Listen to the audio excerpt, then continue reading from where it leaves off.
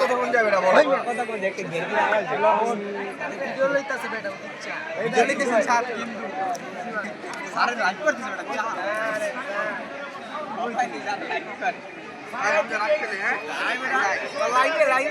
না না লাইভ তো এইভাবে হয় না, তো লম্বা হইতো, এটা ভিডিও করতেছে।